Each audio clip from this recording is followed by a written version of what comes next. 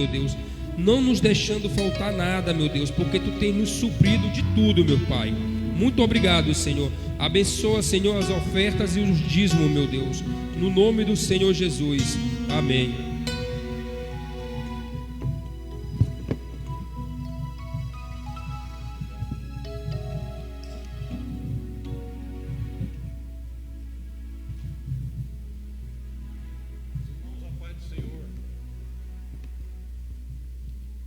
Todos na bênção de Deus, diga amém.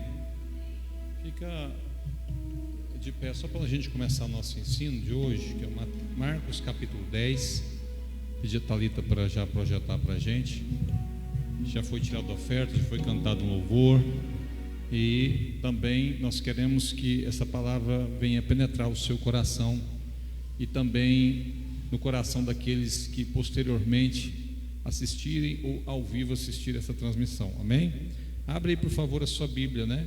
E no Evangelho de Marcos, capítulo 10, em nome de Jesus, para que você possa acompanhar conosco o que será dito, para a glória de Deus. Vamos mudar esse microfone, que esse aqui está acabando a bateria. Quem achou aí, diga amém. Vamos ler numa versão só, para ficar mais bonito. Está todo mundo bem aí? Mas dá um sorriso para quem estiver perto de você. Fala assim, está tudo bem? Tudo jóia? Marcos 10, 1. Levantando-se Jesus, foi dali para o território da Judéia, além do Jordão, e outra vez as multidões se reuniram junto a ele, e de novo ele as ensinava, segundo o seu costume. Era costumeiro de Jesus fazer isso, amém? E aproximando-se alguns fariseus, experimentaram perguntando-lhe: é lícito o marido repudiar a sua mulher? Vai passando, por favor. E ele lhes disse, e ele lhes respondeu: que vos ordenou Moisés? E tornaram-lhe eles: Moisés permitiu lavrar carta de divórcio e repudiar. Mas Jesus lhes disse: por causa da dureza do vosso coração, ele vos deixou escrito este mandamento. Porém, desde o princípio da criação, Deus fez o homem e mulher. E por isso deixará o homem seu pai e a sua mãe, unir-se-á à sua mulher, e com a sua mulher serão os dois uma só carne, de modo que já não são dois, mas uma só carne. Quem entendeu até aqui, diga amém. Portanto, o que Deus ajuntou, não separe o homem. Ponto. Quem entendeu até aqui, diga amém. Pode deixar nesse versículo aí, faz uma pausa, depois a gente seguir. Pode se assentar, meus irmãos. Evangelho de Marcos. Mais uma vez eu faço chover no molhado, dizendo que Marcos é um discípulo não diretamente chamado, mas que seguiu os chamados. Um discípulo que não tinha nada para ser discípulo, mas se tornou discípulo, um pouco por sua persistência, um pouco pelo seu desejo. E eu disse aqui que Marcos, ele entra na história, as duas vezes que ele aparece na história bíblica, o Marcos, não a escritura dele, o João Marcos, ele entra atravessado. A primeira aparição dele é pelado, envolto no lençol, saindo correndo porque os guardas lançaram mão do lençol. Já imaginou você aparecendo no maior livro da humanidade, na Bíblia, correndo nu, no meio de todo mundo? Eu acho que nunca mais eu virava crente. Eu não voltava lá mais nunca. Eu fingia, eu fazia igual Pedro, nem conheço esse povo. Mas o que Marcos nos mostra de uma forma tão linda é que, no mínimo, ele era humilde, trapalhão, mas humilde. E lá na frente ele aparece de novo, Marcos, né? E dessa vez você fala assim, vai ser diferente. Não é diferente. Ele aparece provocando uma intriga enorme entre dois escolhidos pelo Espírito Santo. Ele aparece criando uma briga, literalmente, entre Paulo e Barnabé. E olha que foi o Espírito Santo que disse à igreja primitiva: apartai-me Barnabé e a Saulo para a obra que eu vos tenho levado. O que eu percebo? Que a obra de Deus, ela é divina e feita por homens. Então não se estranhe se alguma coisa acontecer. Muita gente se escandaliza com a igreja porque esquece do primórdio, que a igreja, ela nunca será perfeita porque tem eu nela, porque temos nós nela, porque tem João Marcos, ou porque tem Paulo, que é polêmico, ou tem o próprio Pedro também, que não faz por onde evitar as polêmicas, e assim sucessivamente. Nós somos seres humanos. Então a igreja só será perfeita no arrebatamento do Cordeiro. Nós temos que nos aperfeiçoar para a glória de Deus. Então Marcos deixa esse escrito maravilhoso para nós, um pouco diferente de Mateus, e vale lembrar você que nem tudo ele viu. É uma das coisas que os evangélicos, linha mais pentecostal, nem gosta que fala, mas eu vou falar. Marcos faz um dossiê. Em alguns desses relatos ele não estava presente. É tipo o seguinte: você estava aqui na terça, mas o Marcos estava no culto de domingo. Então o Marcos pode até contar como foi a terça, mas não será tão preciso como aquele que está no domingo. Quem pode entender, diga amém. Então ele chega e conta algumas coisas por cima, outras ele conta de uma forma incompleta. Ainda bem que tem outros evangelhos para você comparar o episódio. E alguns estudiosos bíblicos dizem que parte do que está escrito nesse capítulo que vamos estudar já foi escrito por outro, por exemplo, por Mateus, né? Já foi escrito, por exemplo, por João, que era discípulo e acompanhava Jesus com maior precisão ainda. Porém, isso enriquece a verdade do texto, porque não tinha um WhatsApp para combinar. Você escreve isso, eu escrevo aquilo. Igual a gente faz a listinha da checagem do café lá, que a Cleis lança, bolo, fulano e tal, leva o bolo, o café, cada um. Não teve essa checklist, não tinha essa comunicação, e em tempos distantes e quem sabe muitas vezes separados, escreveram o evangelho, e todos eles redundam a veracidade de Cristo. A Bíblia diz que por 2 ou 3 testemunhos uma pessoa pode ser condenada ou liberta. Então a Bíblia ela é muito eficaz nisso. Onde estiver 2 ou 3 pessoas, né, reunidas em nome dele, ali ele está. E 2 ou 3 testemunhas, bastava ter 3 evangelhos para que o evangelho fosse verdade. Mas Deus é tão perfeito que ele ainda levanta mais um evangelho para testemunhar. O quarto, né, por que não dizer, o quarto homem da fornalha surge até mesmo nos evangelhos para dizer que o testemunho é verdadeiro. E a diferença, mais uma vez, eu preciso falar antes de seguir, entre um evangelho e outro, às vezes de um mesmo episódio, não descompleta o evangelho, muito pelo contrário. Volto a repetir, no cenário jurídico, se 3 pessoas vir testemunhar sobre um crime e as 3 disserem exatamente a mesma coisa, é porque tem algo orquestrado e combinado, comunado. A justiça entende que 3 testemunhos iguaizinhos tem um negócio errado.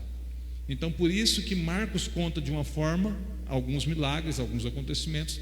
Mateus conta de outra forma, porque não combinaram entre si.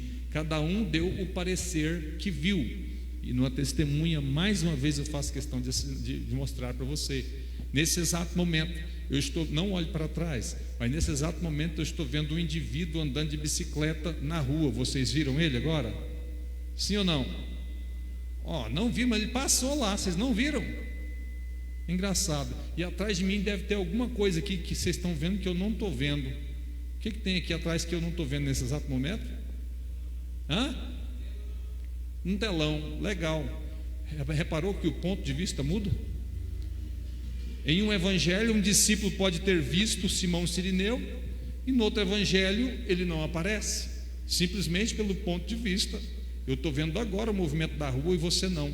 Você está vendo agora o que tem atrás de mim e eu não.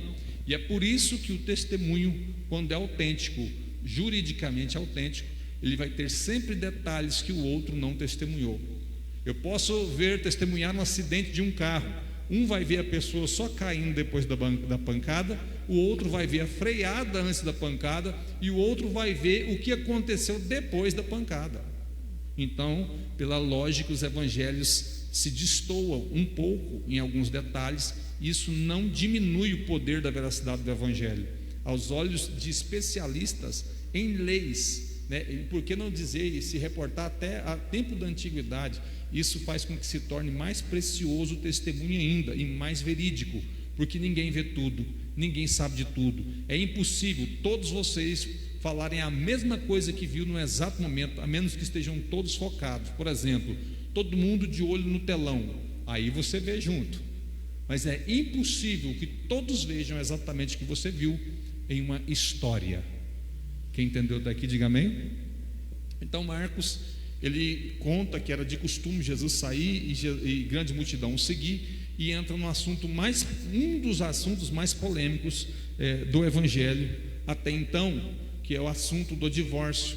E no assunto do divórcio acontece algo imprescindível, que eu faço questão de mencionar com vocês, é que os fariseus fazem uma indagação para Jesus, fazem uma pergunta: faz uma pergunta bem interessante para Jesus, né? E eles cercam Jesus ali. E é bom saber que vocês que o farisaísmo era uma classe que tinha um tipo de fé, a mesma semelhante à de Paulo, porque Paulo era fariseu. Para quem não entende, Paulo era fariseu, e o fariseu acredita na ressurreição dos mortos, enquanto, por exemplo, os saduceus não acreditavam. O que é isso, pastor? Se fosse trazer para os dias de hoje, é mais ou menos igual a igreja do sétimo dia, né? Eles creem que comer carne de porco é pecado, enquanto o pentecostal come até o osso do porco e não está nem aí. É mais ou menos assim. Existia uma diferença, e às vezes e era bem forte essa diferença que havia. Assim também como há uma diferença na gênese do povo eleito. Nós não queremos comercializar nada, pagamos um alto preço por isso, né? Por fé, mas até que o Senhor tem nos honrado. Isso também não nos faz melhor que ninguém, mas é uma qualidade peculiar do povo eleito desde a sua fundação, e que o Senhor nos conserve assim. Então os fariseus se aproximaram de Jesus e fizeram uma pergunta: se era lícito repudiar a mulher, né? Era lícito repudiar a mulher. E então Jesus pergunta para eles, antes de responder, uma dica para você que está sempre no foco ou no centro de alguma atenção: responda tudo, mas faça também perguntas, porque a maioria das perguntas elas vêm canalizada para um propósito, canalizada esperando uma resposta encabrestada sua. Mas Jesus era tão sábio que às vezes ele respondia com outra pergunta, e às vezes ele respondia, mas antes de responder ele também perguntava. E isso você vai ver muito acontecendo no Evangelho de Marcos. Volta alguns versículos aí para a gente ler e já explanar essa realidade. Portanto, o que Deus ajuntou não separe o homem, é o final praticamente.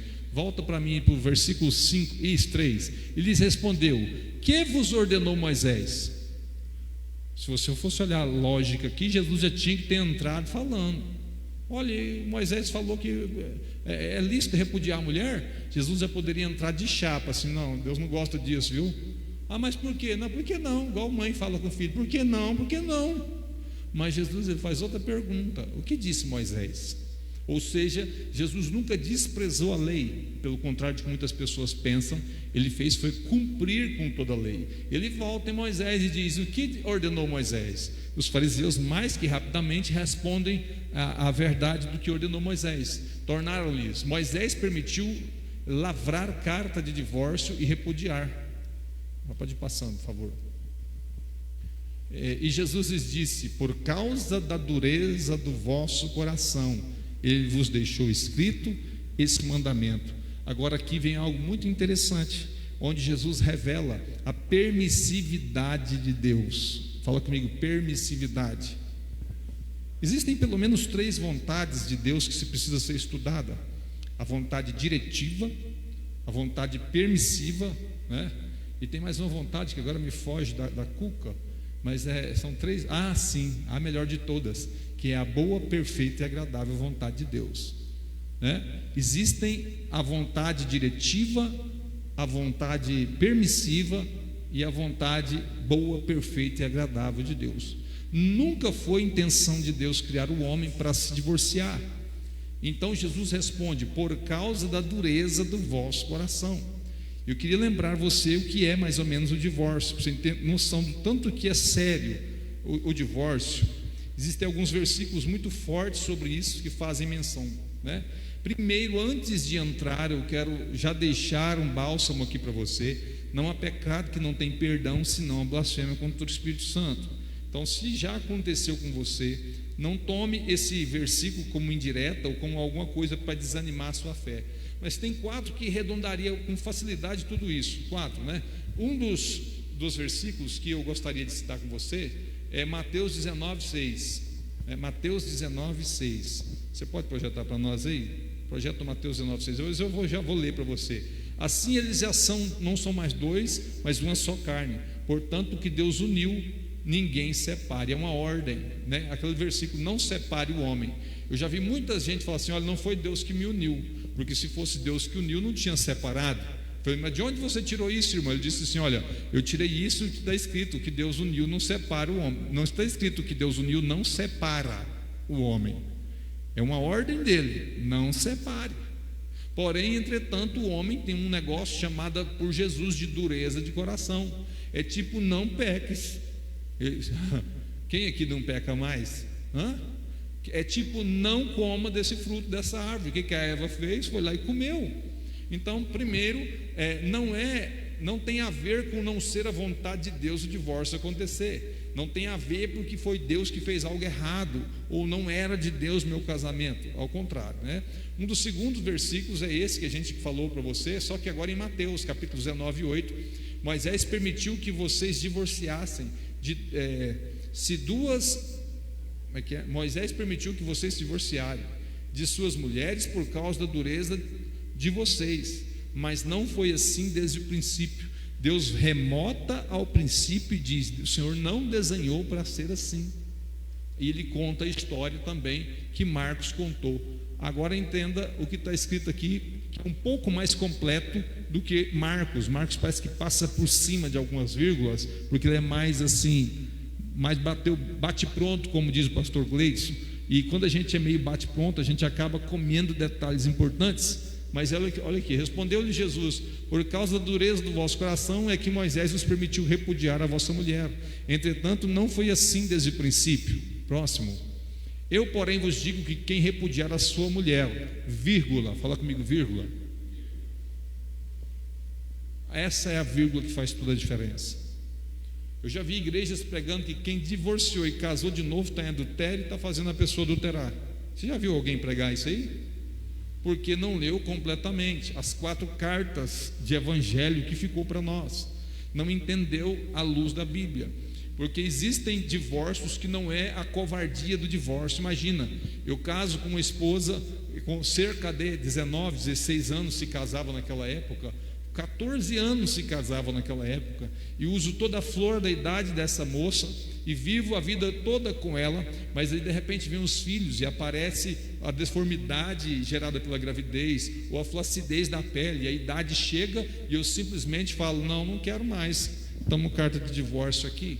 Ou para os dias atuais, você casa como eu, pobre de maré desci, e começa a construir algo na vida, e quando constrói algo importante na vida, você dá uma olhadinha para sua esposa, ela está acabada de tanto construir a vida com você, e você olha para uma menina de 20 na rua e fala assim: peraí, eu vou trocar uma de 40 por 2 de 20.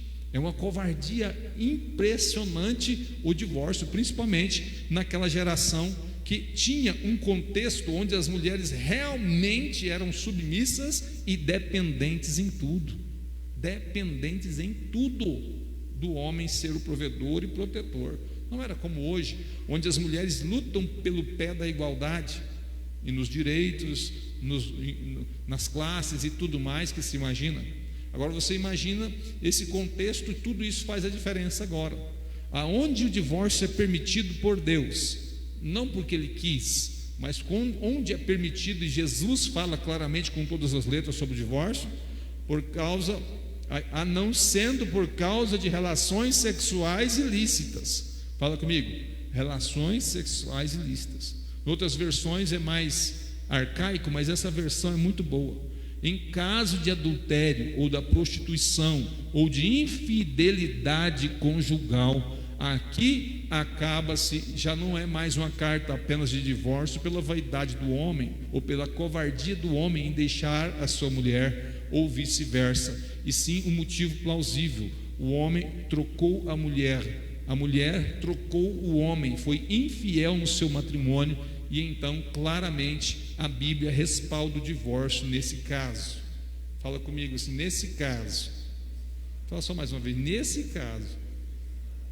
O terceiro versículo que eu queria deixar para você, baseado no que Jesus fala no Evangelho de Marcos, está exatamente em Malaquias. Fala comigo, Malaquias. Sabia que Malaquias não fala só de dízimo? Agora eu me esqueci o versículo, gente. Malaquias 3. Eu vou arredondar pelo início, você pesquisa para mim aí. Eu odeio o divórcio, diz o Senhor. Está escrito, é a única coisa que, uma das únicas, me perdoe, porque às vezes a nossa mente é tão falha, a gente vai ficando velho.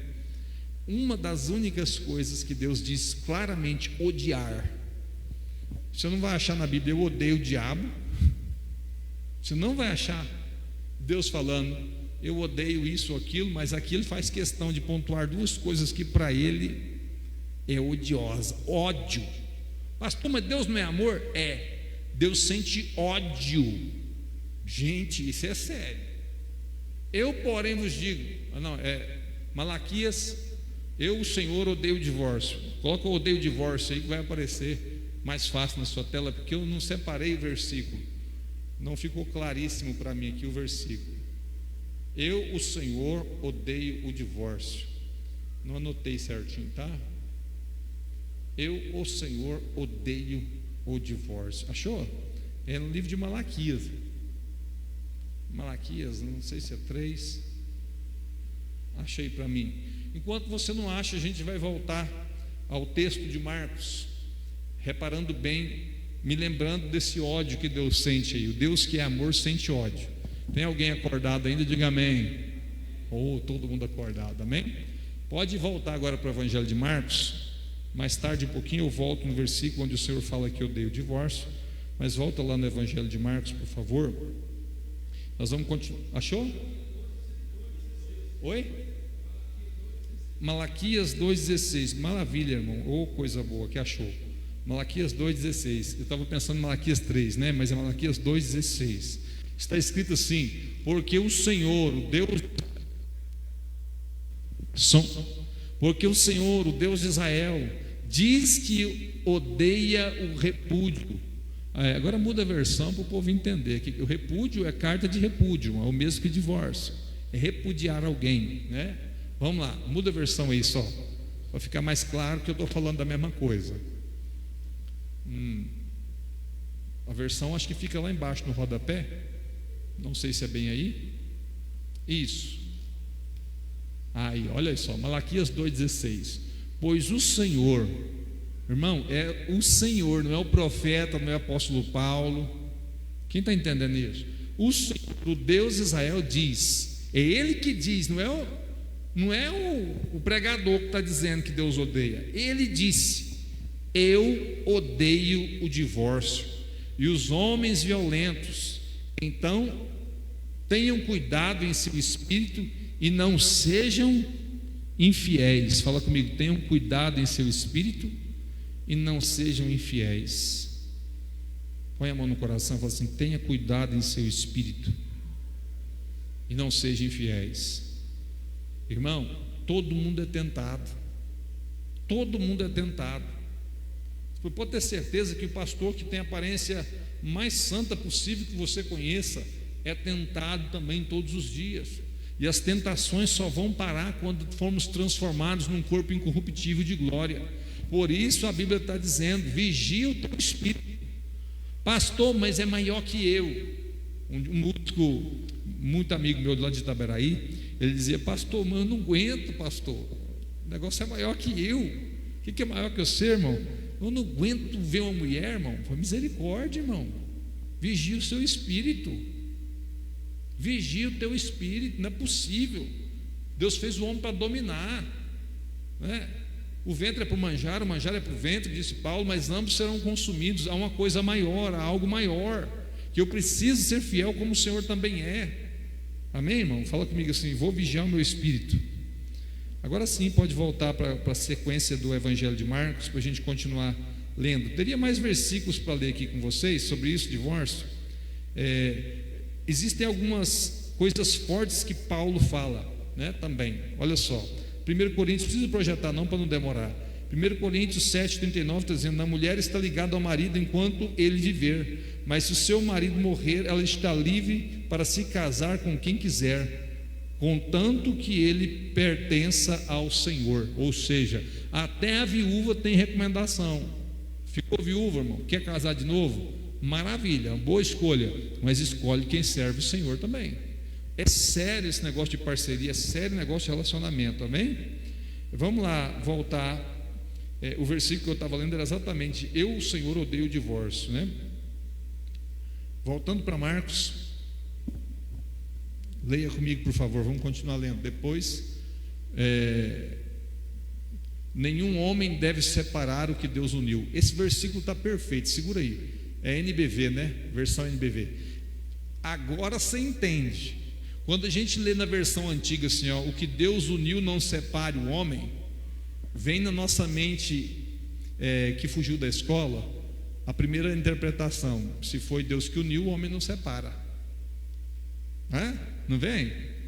Meu casamento acabou porque não foi Deus, porque a Bíblia está escrito que o que Deus uniu não separa o homem. Mas na versão corrigida você vai ver o que realmente estava escrito: nenhum homem deve separar o que Deus uniu. Quando eu separo, eu estou cometendo uma desobediência. Entendido até aqui? Diga amém.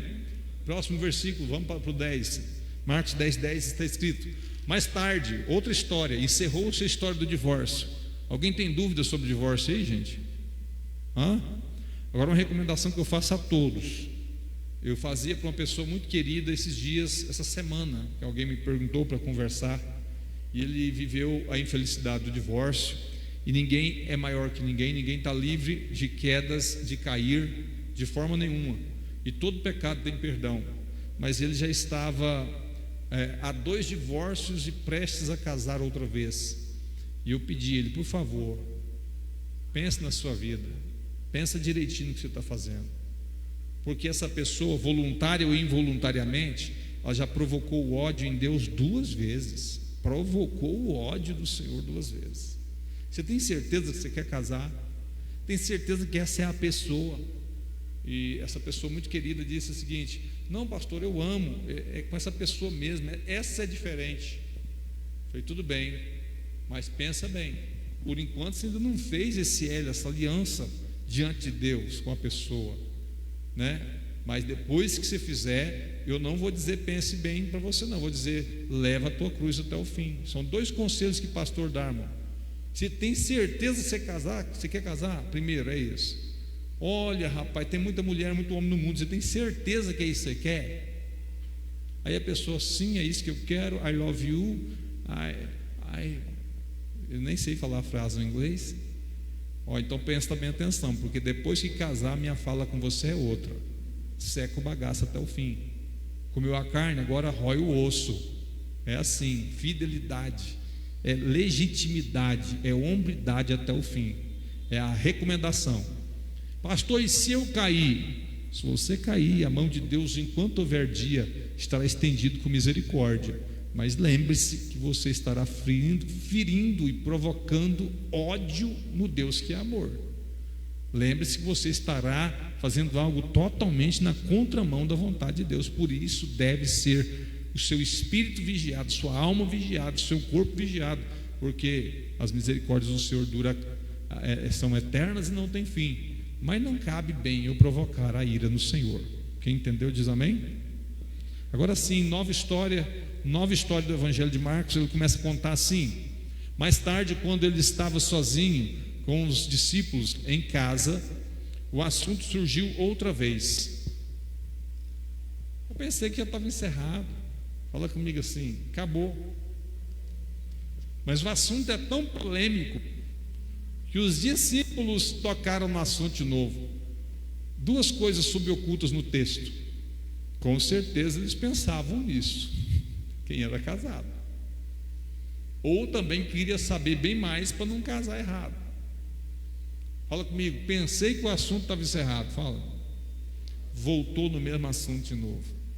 E para terminar a volta do mesmo assunto, eu quero dizer algo que eu disse para outra pessoa. Certo caso, se eu falo de pessoas isoladas, não cito nomes, porque isso é o ético, né? Coisas nem minha esposa fica sabendo, porque estou aqui como um pastor, não como um amigo, não como um irmão, não como um parente. Estou aqui como um pastor. Eu devo ter os lábios cerrados, guardados, e levar comigo alguns segredos para a eternidade, porque um dia Deus há de dar conta de alguém que abriu sentimento para mim, abriu o coração para mim. Eu hei de dar conta dessa verdade que foi guardada ou proliferada. Alguém me disse alguns dias atrás: pastor, eu fui falar tanto da proliferação e da verdade que eu esqueci o fiozinho. Vê se eu me lembro aqui agora. Exatamente, isso, lembrei. Alguém me disse: pastor, mas eu já estou vivendo com uma pessoa. Olha que caso. Estou vivendo com uma pessoa E eu tive que falar assim: o senhor quer que eu fale como um pastor ou como amigo? Eu falei: como um pastor. Eu disse: o certo a você fazer é reatar a sua antiga aliança, se é possível. Reatar. Pastor, mas eu já vivo com uma pessoa, já estou fazendo planos com essa pessoa, está casado com ela? Não, ainda não estou casado. Então, se você ainda não está casado, vocês dois cometeram um erro, mas um erro maior não tampa o erro menor.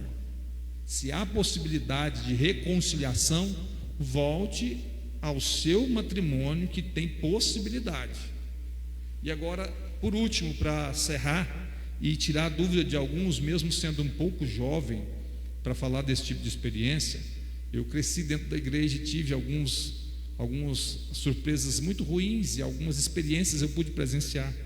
E eu conversava com um amigo meu que casou 5 vezes, estava na igreja pela misericórdia do Senhor, e ele me disse com todas as letras, porque eu perguntei, falei: meu amigo, posso te fazer uma pergunta? Ele disse: que pergunta que é? Depende. Eu falei assim: não, é para o meu crescimento, porque você é o único que eu conheço como amigo que já casou por 5 vezes. E ele disse assim: olha, Marcos, eu não gosto de falar desse assunto não, mas por que mesmo você quer saber? Eu falei assim: porque eu pretendo ensinar sobre.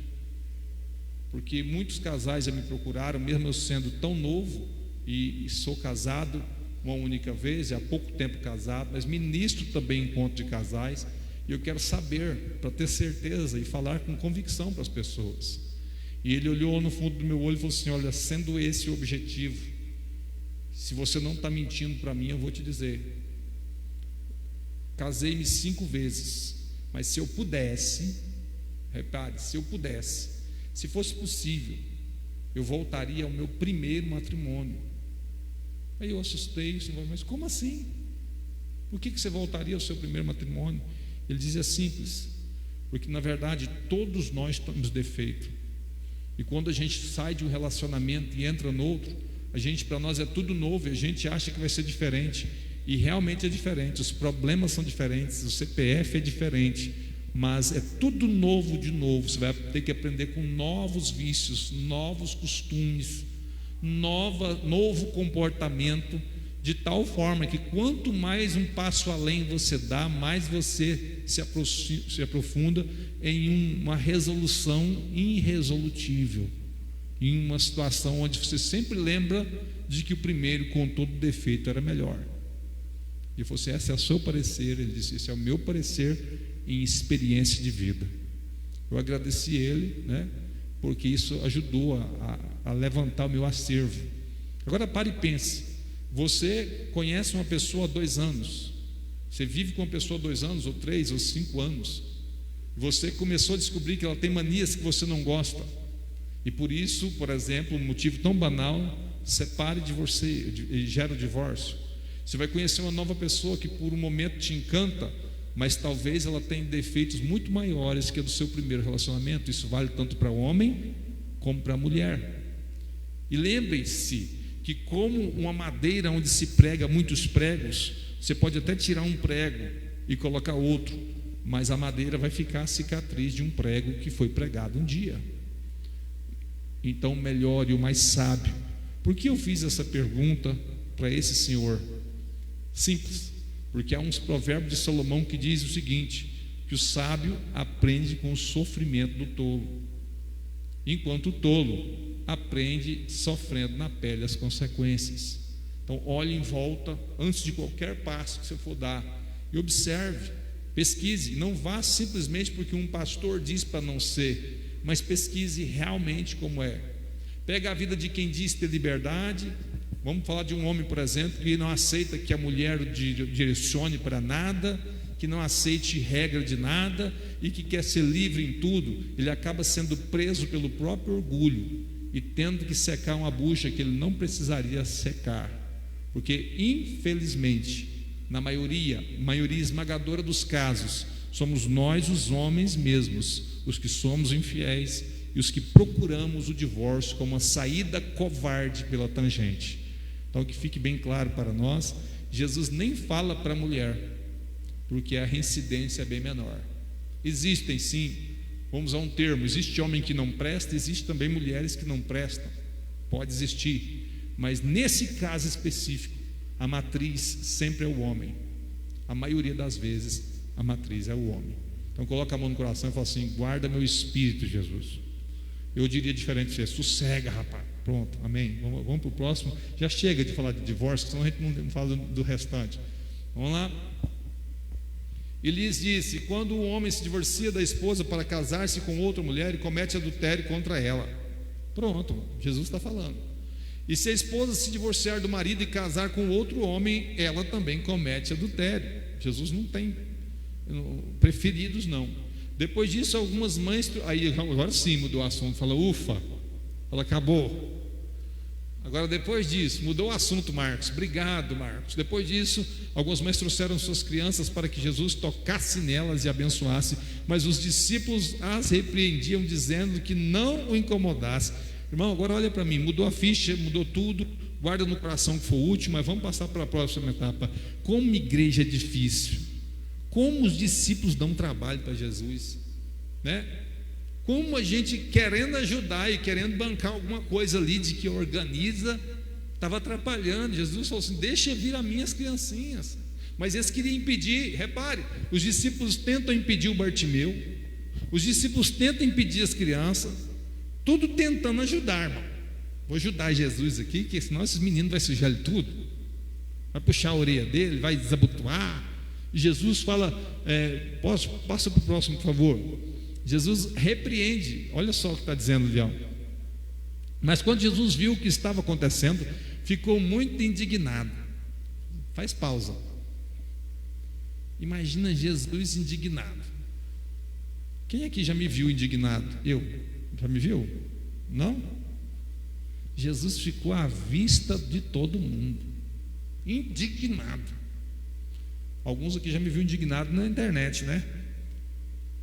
Com o santo honesto que governa o Brasil. Eu fico indignado com a corte brasileira que solta os bandidos pela porta da frente e quer prender manifestante. Eu fico indignado, a veia do pescoço que eu desço do sul. Tem até que vigiar, porque do jeito que eles são, até os pequenininhos igual eles vão correr atrás, né? Fico indignado. Jesus ficou indignado. Coloca a mão no coração e fala assim: até Jesus ficou indignado. Mas Jesus está tentando fazer a obra, o povo está atrapalhando, os próprios discípulos atrapalham. Como é que pode um trem desse? Jesus fica indignado e repreende. Indignado com os discípulos, lhes disse: deixe que as crianças venham a mim, porque o reino de Deus pertence àqueles que são semelhantes a uma criança.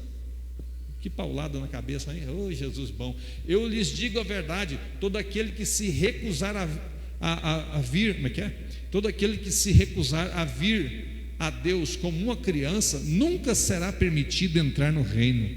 Agora aqui é sério, irmão. Fala comigo assim: se não for como uma criança, não entra no reino do céu. Eu tenho que cantar como uma criança, pregar como uma criança, não é com meninice, entenda. Mas você, ops, eu acabei de ver o negócio na sua vida. Deus está me revelando. Meninice não, irmão. Vocês acham que eu não vejo isso tão direto? Poucos dias atrás, eu vou falar dias, porque dias pode ter anos, né? Um obreiro estava atrás, no banco de trás, e viu alguém com uma deficiência puxando uma perna. E observou, igual coruja, a vida dele, igual coruja, ficou turiando, até que ele viu que tinha um curativo. Quando ele viu que tinha um curativo, o rapaz mancando, o camarada inventou uma revelação para ele. Oh, Deus me mostrou, rapaz, que você quase perde essa perna. O diabo está furioso com você, mas Deus está revelando aqui agora. Fala comigo, misericórdia, irmão. Eu fico igual coruja, tentando descobrir o problema, depois digo que Deus está me revelando. Então foi lá na frente da igreja e pediu o pastor o microfone para entregar o recado. Meninice não, como criança sim, com pureza de coração.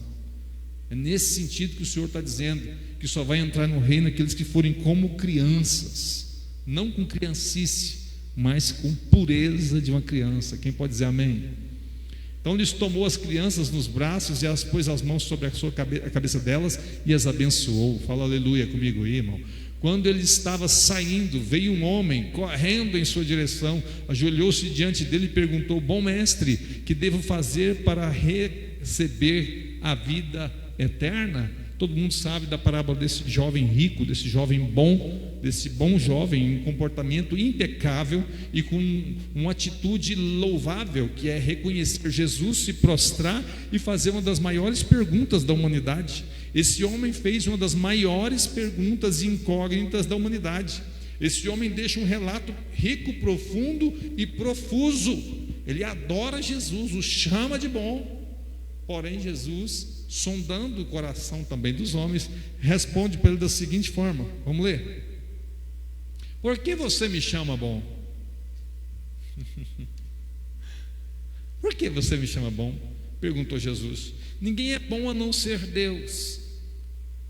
Mas quanto à sua pergunta, você conhece os mandamentos? Faz essa pergunta comigo. Você conhece os mandamentos? Olha, vamos enumerar comigo. Faz assim com os dedos da mão, assim, ó. Começa no 1, vai. Não mate, não adultere, não roube, não minta, não engane, respeite seu pai e sua mãe. Quantos eu falei? 5, não? 5, vamos lá de novo, volta. Eu acho que vocês contou errado comigo, vamos lá. Quanto à sua pergunta, conhece o mandamento? Fala comigo. Não mate, 1.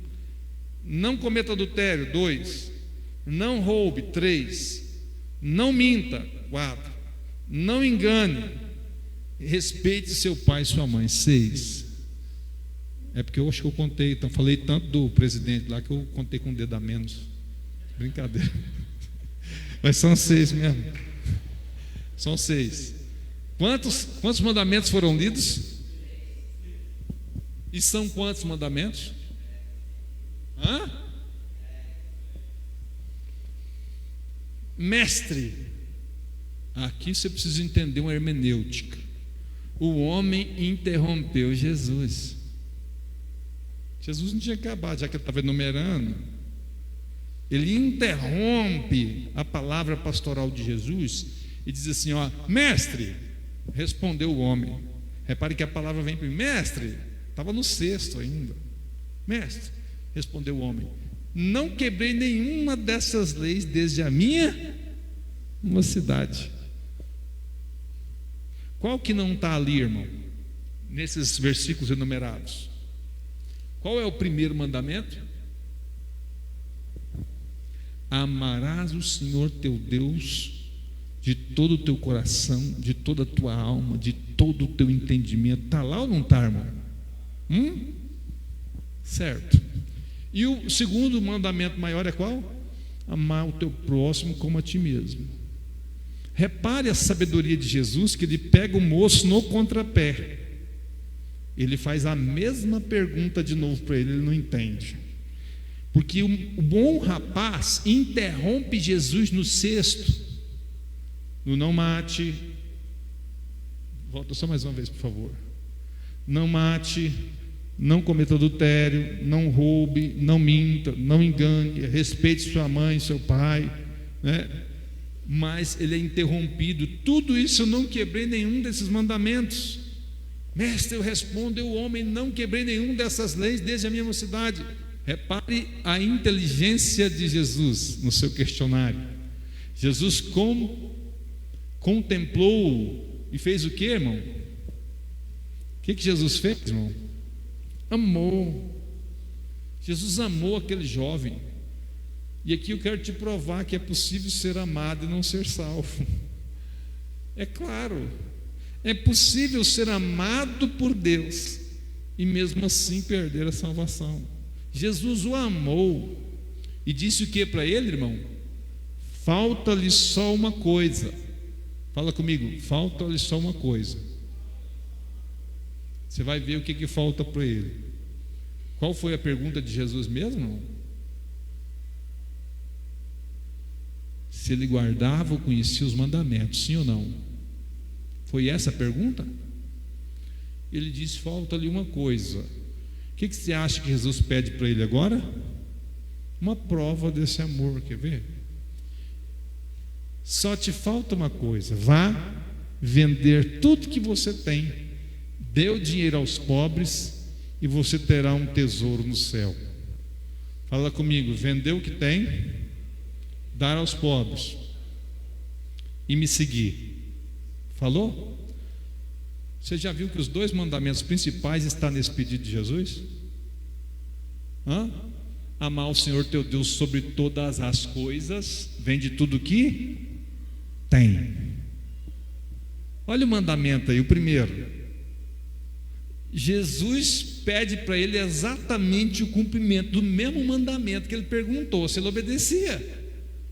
Vai e vende tudo que tem, amará o Senhor seu Deus sobre todas as. Então, se ele amasse a Deus acima de todas as coisas, ele fala assim: vou vender agora para o primeiro maloqueiro que passar aqui, primeiro corretor de imóveis que passar, estou vendendo agora, porque o que me importa é Deus. Amar sobre todas as coisas. Repare, o pregador Samuel está me respondendo lá. Volte mais uma vez, volte mais um para trás. Vender tudo que você tem. Olha o outro mandamento escondido aqui: dê aos pobres. Qual o mandamento que está implícito ali no dê aos pobres? O teu próximo como a ti mesmo. Você tinha parado para pensar nisso? Que Jesus está cobrando dele exatamente os mandamentos que ele tinha perguntado. Ele começou a dizer que já estava cumprindo desde a mocidade. E mesmo Jesus amando ele, Jesus pede algo para ele que é simplesmente os mandamentos, mais nada. Olha só: vende tudo que você tem. Se eu amar a Deus sobre tudo, eu venderia. Dá aos pobres. Se eu amar o próximo como a mim mesmo, eu também faria. E você terá um tesouro no céu. Então venha e segue-me. Então, qual é a conclusão lógica do estudo desse jovem? Ele não amava a Deus sobre todas as coisas, porque ele amava tudo que tinha. Vamos continuar lendo. Pode mudar agora. Mas o homem contrariado foi embora triste, porque era muito rico. Fala comigo: muito rico. Bom, ele não era só rico, viu? Ele era riquíssimo. Ele era riquíssimo, só que ele amava mais a riqueza do que a Deus. Está provado por Jesus no texto, que ele não cumpria os mandamentos coisa nenhuma. Ele interrompe Jesus e fala no 6º mandamento assim: não, tudo isso eu já tenho feito desde a minha mocidade. E aqui tem mais uma lição para mim e para você: não coma só o filé do carneiro. Tem gente que só pega o Senhor é meu pastor, nada me faltará.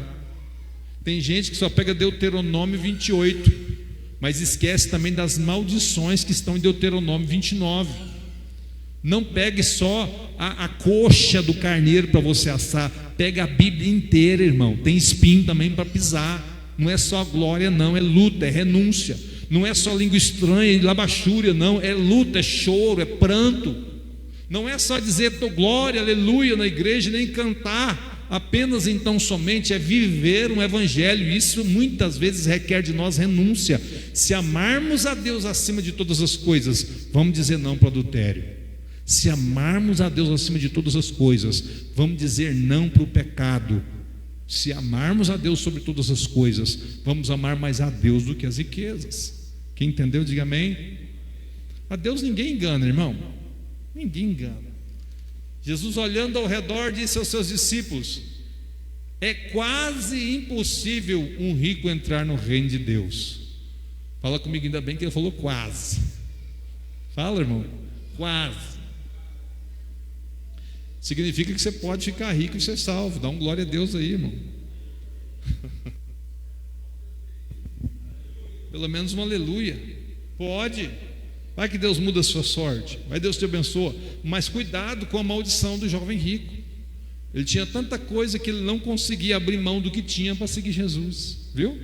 Então Jesus disse exatamente isso para eles: próximo, vai passando. Estou terminando, viu, irmãos? E eles ficaram admirados com essas palavras. Por isso Jesus disse outra vez: meus queridos filhos, Como é difícil para aqueles que confiam nas riquezas entrar no reino de Deus.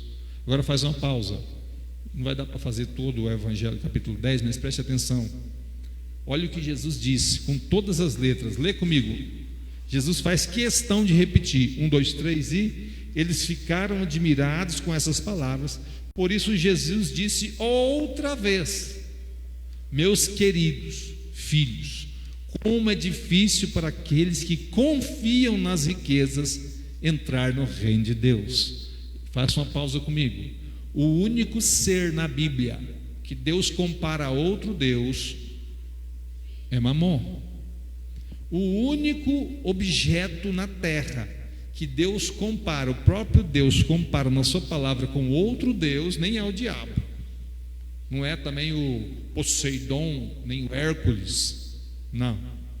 O único que Deus compara a outro Senhor e outro Deus são as riquezas.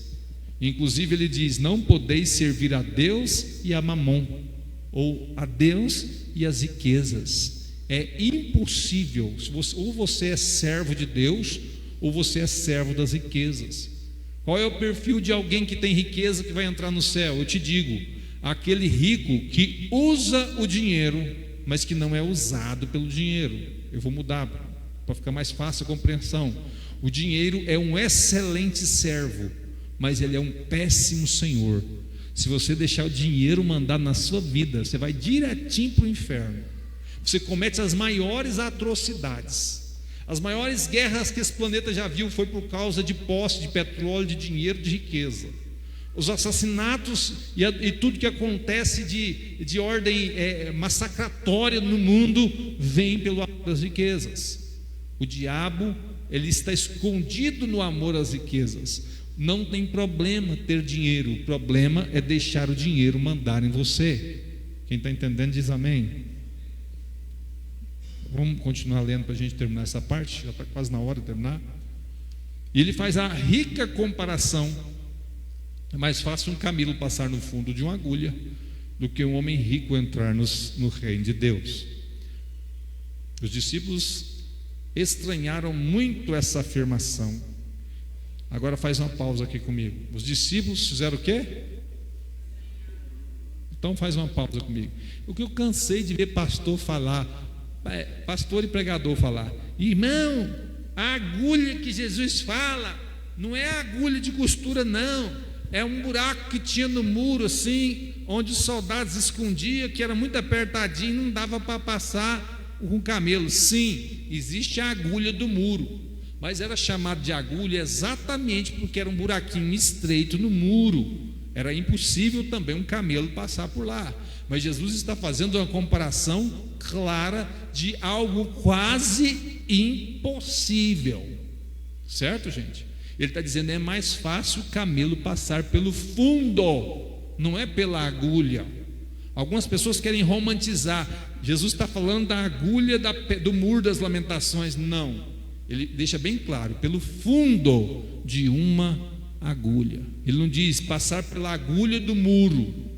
Tanto é que os discípulos ficaram extremamente... Como ficou?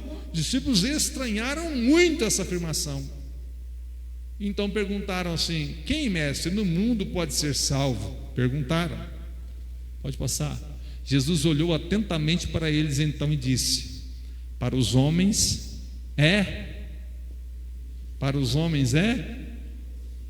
mas para Deus tudo é possível. Agora fica de pé no seu lugar. Era impossível Constantino crer. Um exemplo, embora muitos digam que ele não creu, só usou como estratégia de guerra. Era impossível pessoas inteligentes como vocês estarem aqui hoje assistindo um comedor de feijão falar sobre uma leitura bíblica. Era impossível ter lindos jovens aqui dentro da igreja quando poderiam estar curtindo a noite ou qualquer outra programação. Era impossível alguém ouvir uma palavra como essa, mesmo sabendo que às vezes ela toca em feridas expostas que nós temos, e ainda permanecer na casa do Senhor. Mas o que era impossível para nós é possível para Deus. O que era impossível para alguém que já caiu em decepções, ou já passou, quem sabe, por laços como esse que li aqui, ou situações diversas que ensinamos aqui, como o divórcio, que é uma mancha na nossa alma, poderia ser impossível, mas para Deus nada é impossível. Levanta a sua mão direita para o céu e fala assim: para Deus nada é impossível. Agora escute o que eu vou te dizer. Não é impossível também Deus te dar felicidade no matrimônio. Não é impossível também para Deus mudar a sua água em vinho. E agora eu digo para quem tem relacionamento, se lembre, antes de qualquer coisa, que Deus, e o seu primeiro milagre de Jesus na terra foi num casamento, foi transformar água em vinho, transformar o sem graça em algo que é o símbolo da alegria, transformar a mera saciação numa fonte de prazer. O primeiro milagre de Jesus foi num casamento, e não foi à toa.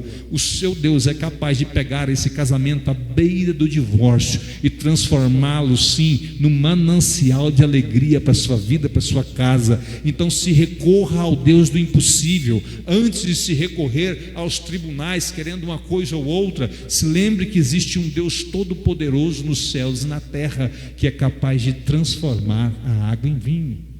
Quem está entendendo, diga amém. Eu queria ler só o sufixo da entrada do outro, para poder, está em tempo ainda. Quem não mostra ficar em pé só um pouquinho, diga amém. Vai, muda o próximo para mim, por favor. Então Pedro começou. Você senta. Tem tempo, tá? Não estou fora, não. É porque eu queria muito falar disso. É que a mente está cansada, eu estava esquecendo. O texto me lembrou. Então Pedro começou a mencionar tudo que os outros discípulos haviam deixado para trás. Pedro, irmão, era o resolve tudo. Pedrão Pedroca, lembra desse homem? 99 defeitos e talvez uma qualidade. Aí Jesus vai e pega as 99 defeitos e faz de alicerce para uma só qualidade que ele tem e coloca ele como pastor da igreja primitiva. Sabe por quê? Ele não comia amanhecido, ele não deixava para amanhã, ele era bate-pronto, contou comigo, é agora. E se você não explicasse direito, ele cortava a orelha do camarada que estava junto dele. Ele não era aquele que você ficava tendo que puxar, não, era daquele que você tinha que segurar. Por isso Jesus escolhe o Pedro. E o Pedro toma iniciativa. Estava falando de que o texto, irmão? De riqueza, sim ou não? Jesus não estava falando de um homem rico? Jesus não estava falando da dificuldade de um rico entrar no céu? Finança, prosperidade. Então Pedro entra depressa no assunto e começou a mencionar tudo que Jesus, o João, o Tiago, o filho de Zebedeu, largou uma companhia de pesca para te servir. Eu também era pescador, tinha uma redinha velha, larguei lá para te seguir também. Larguei a pesca maravilhosa, o Senhor me deu uma pesca maravilhosa, o Senhor lembra, Jesus? Larguei tudinho para te seguir, para seguir o Senhor. O Mateus era coletor de imposto do governo romano, ganhava uma nota preta, largou para te seguir. Isso que está dizendo o texto, é isso. E de repente, olha só, e Jesus respondeu: eu quero garantir-lhes. Fala comigo, garantir. Quem está falando, irmão? Será que precisa dar um cheque assinado? Precisa de uma avalista quem está falando? O próprio Jesus: eu quero garantir-lhes que não há ninguém, irmão, ninguém perde com a obra de Deus. Segura assim essa mão, levanta a sua mão para o alto assim, agora olha para a palma dela assim. Fala assim: tudo que essa mão fizer para Deus, Deus vai fazer por ela. Escute o que eu vou te falar, não se assuste. Eu já disse para minha esposa, Deus sabe da pretensão e do grau de sinceridade e de humilhação que digo isso. Não tem nada que compensa mais que a obra de Deus na terra. Vou pegar alguém que não sou eu para te deixar um exemplo bem claro. Olha a vida daquele grande pastor, tem igreja em tudo quanto é país, Macedo. Ele fez um negócio com Deus, é tudo ou nada. Eu vou seguir o Senhor, eu vou entrar de cara. A vida dele melhorou ou piorou? Vou falar outro nome para você, mais comportadinho, né? R.R. Soares. Aquele homem estava para estudar e formar medicina, largou tudo e foi pastorear a igreja. Quem é esse homem hoje? Vou dizer para os poucos, eu vou usar o termo com humildade, privilegiados que podem me ouvir essa noite. Ninguém paga melhor do que Deus se você fizer a obra dele. Supermercado não é igual, loja de roupa não é igual, marista, ser dono da marista não é igual, corretor de imóveis não é igual. Qual é o nome do homem lá, o mais rico do mundo mesmo? Elon Musk. Inventar foguete não é melhor, porque o foguete só vai até o espaço sideral, e quem serve a Jesus vai para o céu. Dá um glória a Deus aí, irmão. Não é melhor. Você nunca vence Deus se você se dedicar para Ele. Não tem, você é produtor, né? Não tem produção musical que ganha. Não tem. Pode produzir o Michael Jackson, que não adianta. Igual não. Quando você se aplica à obra, nem a pós-graduação, viu, irmão? Nem faculdade, nada paga igual Jesus. É isso que ele está dizendo. Olha, eu quero garantir-lhes que não há ninguém que, tendo abandonado o lar, olha, pega bem fundo, lar, irmãos, irmã, pai, mãe, filhos, propriedades por amor de mim, para contar aos outros a boa nova do Evangelho, que é a pregação, não receba de volta. Quantas vezes, irmão? Não receba de volta 100 vezes, 100 vezes mais do que deixou. No que? Especificado: lares, irmãos, irmãs, mães, pais, filhos, terras, com perseguições. E aqui está o X. Quem quer crescer na obra tem que estar preparado para perseguição. Eu estou terminando, estou dentro do tempo, tá, irmão? Uma mulher chegou em mim e falou assim: pastor, como é que eu faço?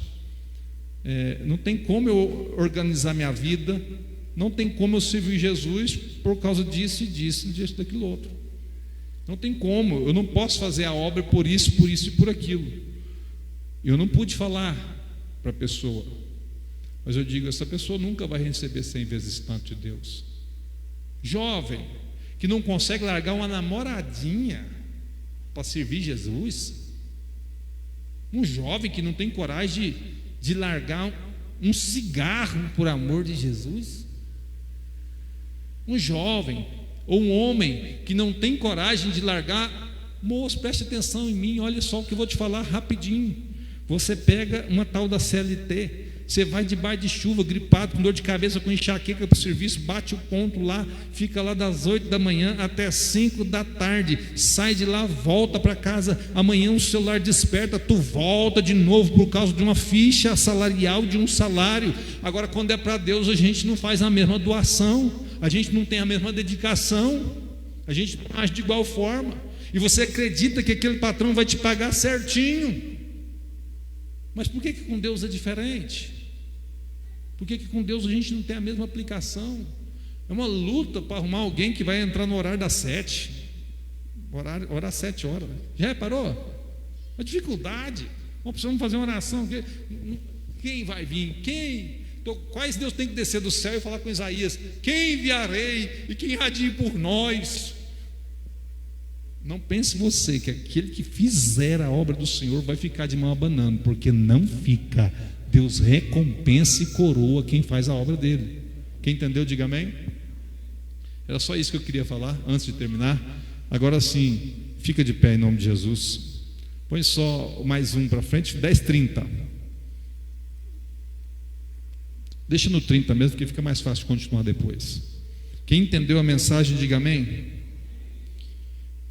Coloca a mão no coração e fala: Senhor Jesus, me ajuda a ter a fé que teve os discípulos, de deixar tudo por amor ao Senhor.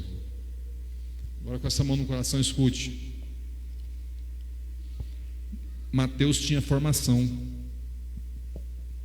Mateus era coletor de impostos, ganhava muito bem, tinha prestígio romano, estava sentado na coletoria de impostos. Jesus passou e ele largou tudo e seguiu Jesus. Quanto maior a renúncia, maior a glória. Quanto maior a sua dedicação, maior a sua vitória. Quem entendeu até aqui, diga amém. Fala para o seu coração assim, ó. Não tema não, coração, fala. Pensa no bichinho teimoso, tinhoso, é o coração do homem. Se entregue a Deus. Pastor, mas essa pessoa, estou dizendo um relacionamento indevido, tá, irmão? Essa pessoa que me faz feliz, amarás o Senhor teu Deus de todo o teu coração. Quem está entendendo diz amém. Pastor, mas esse é o meu sonho. Eu dizia para minha esposa antes de ontem, e tem hora que ela assusta comigo, que ela acha que eu sou meio bipolar, hora 880, tudo ou nada. Mas eu dizia para ela, daqui uns dias, se for preciso, a gente fecha tudo, faz só a obra de Deus. Ela olhou para mim com esses olhos lindos, mas que não concordam com os meus exageros. Falei assim, não dá para te entender, meu bem. Não mesmo, não dá. Nesse ponto eu sou como uma criança e quero continuar sendo. Sei que tudo que eu posso ter vem de cima. E se Ele quiser abençoar, eu serei abençoado. Se Ele não quiser abençoar, não vai adiantar eu nadar, vou morrer afogado. Se for preciso, a gente resume tudo, acaba com tudo e faz só a obra de Deus. Você tem coragem, irmão? Pega as moedinhas da sua confiança aí, tudo na mão só, suas esperanças, põe tudo na mão assim. Imagina se você seria aquele jovem rico, ou se você seria o Pedrão Pedroca que largou a companhia de pesca para seguir Jesus. Você teria coragem de largar tudo e correr riscos por amor à obra? Não estou mandando ninguém sair de serviço aqui, pelo amor de Deus. Não vem depois alguém e fala assim, pastor, eu saí de serviço porque o senhor falou assim agora, o que é que eu faço? Não me faça isso, por favor. Faz a sua obra, faz o que você tem que fazer, mas o seu coração não pode estar preso nisso. Quem está entendendo, diga amém. Estenda as suas mãos assim. Senhor Deus, eu quero te agradecer pelos teus servos que vieram aprender da sua palavra e que nós possamos vivê-la, entendê-la e colocar em prática todos os dias da nossa vida. Pai, que a próxima terça seja melhor que essa terça e que a cada dia o Senhor possa levantar homens e mulheres preparados para fazer a sua obra. Ensina-nos, Senhor, a te amar acima de tudo, porque o Senhor conhece a intenção do nosso coração. Ensina-nos, ó Deus, a te honrar e servir em tudo, porque o Senhor conhece os motivos que movem o nosso coração. Portanto, eu te peço a tua bênção para esse povo que veio à sua casa hoje, que a sua palavra, que é viva, continue falando conosco, em nome de Jesus. Quantos podem dizer amém? Está terminado em nome de Jesus, irmãos. Deus abençoe vocês.